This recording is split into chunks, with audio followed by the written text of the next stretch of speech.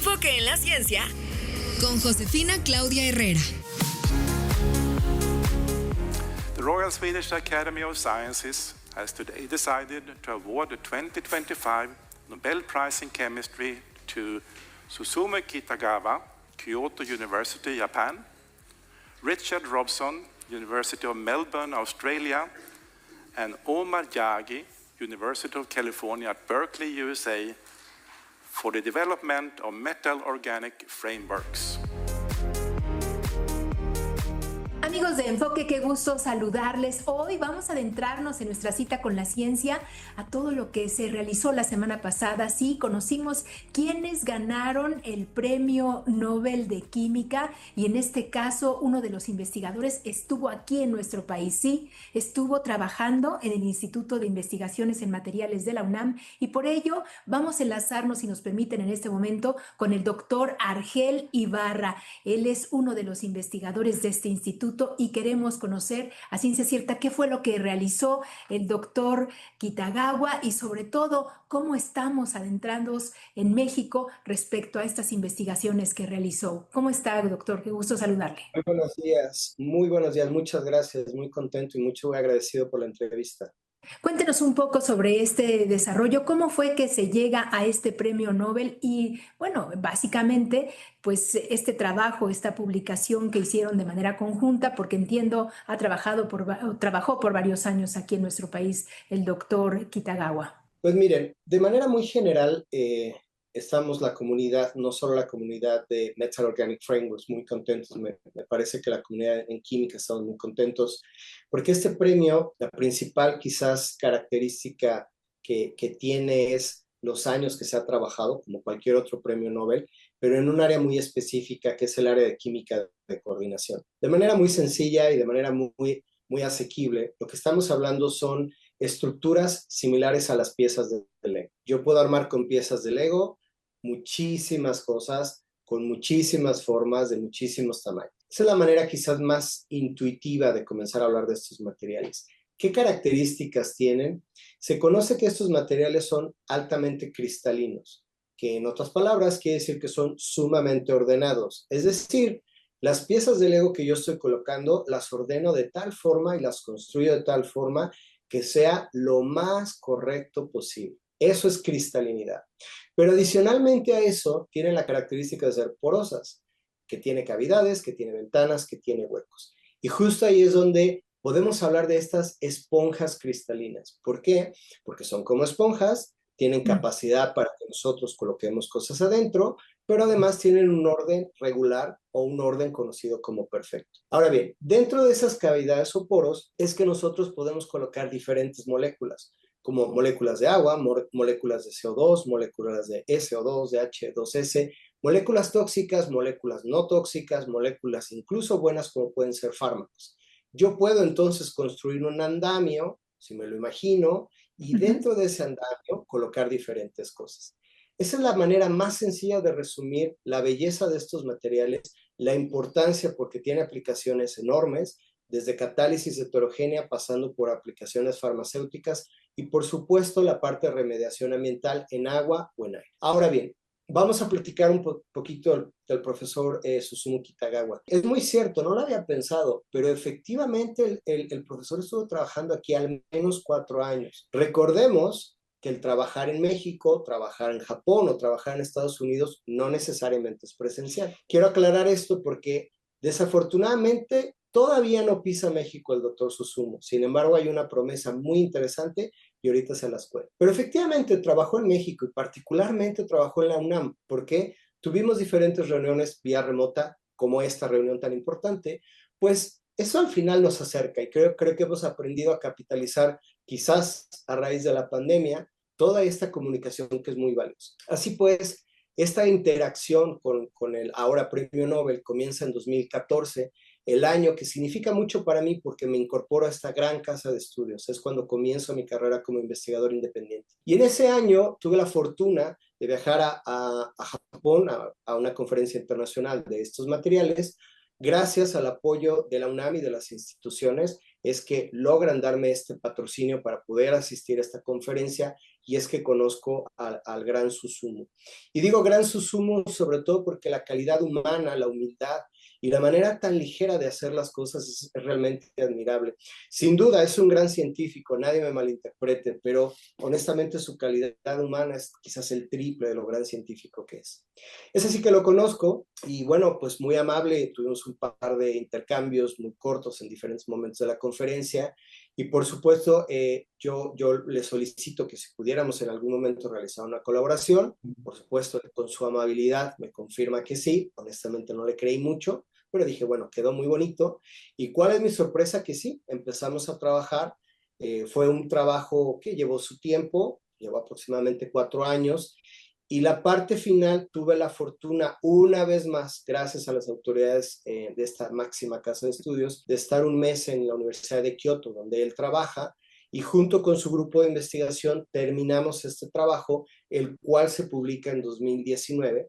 Y es una gran satisfacción no solamente para la UNAM, quiero decir que es para México, hay investigadores tanto del Instituto de Investigaciones en Materiales, como el doctor Enrique Lima, quien es el experto en la parte de fases absorbidas de xenón, que suena muy bonito y básicamente lo que nos ayuda es a entender mejor estos poros, estas esponjas cristalinas. El doctor Eli Sánchez, que en esos años era mi estudiante de doctorado, que ahora es investigador de este instituto, así como el doctor Eduardo Zamora, el cual él está en la Universidad Autónoma Metropolitana. Así pues, este conjunto de ideas, de acciones puntuales, caracterizaciones y medidas, da como resultado este trabajo que fue finalmente 100% hecho en México con asesoría japonesa. Y lo que quiero resaltar es que la mayor parte del trabajo desde el punto de vista experimental se realizó aquí en la UNAM con la ayuda de nuestros estudiantes. Porque lo más importante, y eso lo quiero dejar muy claro, este tipo de celebraciones tiene que capitalizarse en nuestros estudiantes que son el corazón y alma de todo lo que hacemos en la UNAM y en cualquier parte de México. Fíjate, doctor, que para Enfoque es muy importante todo esto que nos estás contando, porque a veces sentimos como que todo esto pasa muy lejos de nosotros. Y lo que queremos invitar es sobre todo a los jóvenes, a quienes todavía no tienen clara la idea de por dónde estudiar, saber que sí hay cosas que se pueden desarrollar en nuestro país, que de pronto estas cosas nos acercan en el sentido de quizá en esta colaboración que tú nos estás contando, que qué maravilla tener ahora la dicha de saber que es pues un premio Nobel, ¿no? Pero sin duda alguna hay investigaciones que se van desarrollando desde que empieza el joven estudiante a quererse involucrar a este tipo de temas, ¿no? Por eso es el sentido de esta sección de ciencia que impacta en nuestra sociedad, ¿no? Que tenemos ciencia en todas las cosas que hacemos, pero nos gustaría que nos contaras un poquito, este trabajo que hicieron sirvió quizá como un laboratorio para el propio doctor Kitagawa o simplemente era parte de sus investigaciones que él estaba desarrollando con estos productos que son altamente porosos. Todavía más interesante por la siguiente razón. La idea conceptual es de una mujer científica mexicana. Eso es algo que tenemos que tener mucho orgullo, que de hecho ella es la primera autora de este trabajo, la doctora Mariana, y en ese entonces estudiaba el doctorado con el doctor Enrique Lima. Entonces, la idea central, el inicio fue de una gran mexicana. Eso para mí es algo que tenemos que realmente enfatizar, divulgar. Estoy buscando que entrevistemos a Mariana lo antes posible, ya actualmente está en Singapur, pero la idea central es de ella. Y fue poco a poco, sobre todo con el doctor Enrique Lima, con el doctor Eduardo González, en ese entonces el doctor Sánchez y su servidor, que empezamos a planear la integración. Cuando ya tenemos una propuesta sólida, pero ya con algo probado, es que nos acercamos al doctor Susumu y es cuando él nos dice, sí, a mí me parece muy interesante, adelante. Y ese primer inicio suele ser, en general, los primeros momentos de la interacción complejos, hay incertidumbre. Y yo sentí que no lo estábamos realmente interesando. Tiempo después, cuando íbamos mostrando el progreso del trabajo, ya fue cuando tuvimos reuniones más periódicas. Era muy interesante porque por la diferencia de horario, la mañana de ellos era la noche de nosotros y pues estábamos con las reuniones.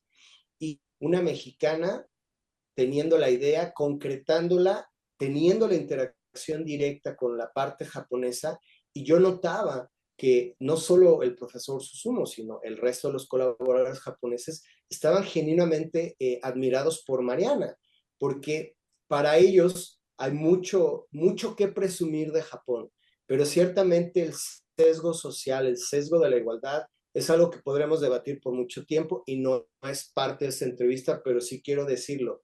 Yo notaba como todos los colegas hombres en Japón estaban fascinados con la interacción de Mariana. Y para nosotros es un gran orgullo, porque ella es formada aquí en la UNAM, de nuestro posgrado de Ciencia, Ingeniería y Materiales. Entonces, quiero resaltar esta parte porque para mí es lo más valioso y quiero decir una cosa, ese es por lo cual estamos haciendo este trabajo.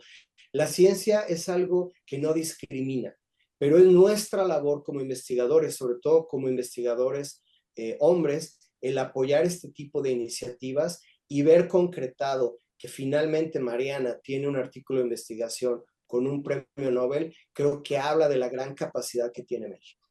Qué maravilla, y la verdad nos da muchísimo orgullo, de verdad, que pues haya esta interactividad y que sobre todo la hayan apoyado y arropado. Y en ese sentido, doctor, platícanos, ¿quiere decir que estas investigaciones van a continuar? ¿Estos materiales apenas son parte del fruto de esta investigación que ya les dio el premio Nobel, pero seguirá esta investigación para ustedes? ¿Qué viene después? Por supuesto, es un momento muy importante. Lograr la máxima categoría en la ciencia en el tema es sumamente halagador, pero ahora viene una responsabilidad muy importante, que es que el tema no muera. ¿Qué quiere decir que el tema no muera? Suele ocurrir que una vez que se alcanza el máximo pedestal, se va decayendo, porque la gente empieza a vivir de la fama, por así decirlo. Nosotros tenemos muy claro la responsabilidad que tenemos desde el frente de México y me atrevo a decir de Latinoamérica. Y justamente para comentar una interacción muy interesante, tiempo después, ya publicado el artículo, nos volvemos a reunir en alguna conferencia con el profesor Susumu. ¿Y cuál es mi sorpresa? Que él estaba leyendo lo que hacíamos en México. Y me dice, bueno, es que al final son mis únicos colaboradores en Latinoamérica y bueno, me interesaba saber qué estaban haciendo. Y me da un dato que me pareció fenomenal. Me dice, te felicito porque ahora estás utilizando estos materiales para la detección de gases tóxicos y contaminantes. Y le digo, Susumu, es que eso no es mío. Yo hago los materiales, pero el doctor Diego Solís Ibarra es el experto en la parte de detección de moléculas.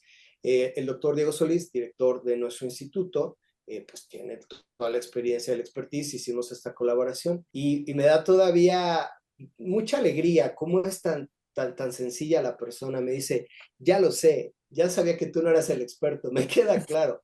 Tengo muchas ganas de conocer al doctor Solís porque yo creo que han entrado en la parte más importante de las aplicaciones de estos materiales. Entonces el resumen es padre porque es como alguien tan célebre, tan importante, tiene la curiosidad, y eso habla de la ciencia no tiene barreras, no tiene una dimensión, no tiene esta parte geopolítica que puede ser tan compleja, ¿no? Entonces nuestra manera de acercarnos a la gente tiene mucho que ver con la capacidad de hacer ciencia, y ciencia de nivel de premio Nobel se puede hacer en México sin lugar a dudas. Qué maravilla. Oye, y bueno, ya por último, estas estructuras metalorgánicas sí se pueden adecuar en específico para, por ejemplo, esto que decías de los contaminantes aquí en Ciudad de México. Estas esponjas pueden servir, pueden verse físicamente para ayudar a nuestra contaminación. Justamente la razón por la cual personalmente yo soy originario de la Ciudad de México, decidí encaminarme hacia el trabajo de medio ambiente a nivel aire, pues por la situación tan compleja que tiene la Ciudad de México en cuanto a la contaminación, y es que yo decido empezar a estudiar gases contaminantes. Y sí, por supuesto que hay mucho que se puede hacer, es cuestión de tener también ciertos acercamientos gubernamentales, etcétera.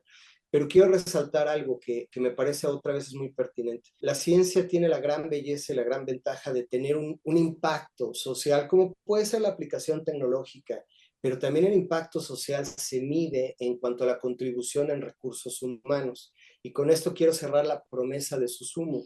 Estamos organizando una conferencia que se llama Empowering Women in Moth and Beyond, que lo que busca es darle visibilidad a investigadoras internacionales y nacionales en estos temas. Visibilidad desde el punto de vista de que ellas son las únicas que dan las charlas, todos los demás asistentes, hombres binarios, no binarios, aquella persona que se identifique como mujer o queer, lo que sea, son más que bienvenidos para hacer discusiones científicas, pero la idea es que el spotlight lo tienen las investigadoras. Participan, por supuesto, investigadoras mexicanas, participan latinoamericanas e internacionales.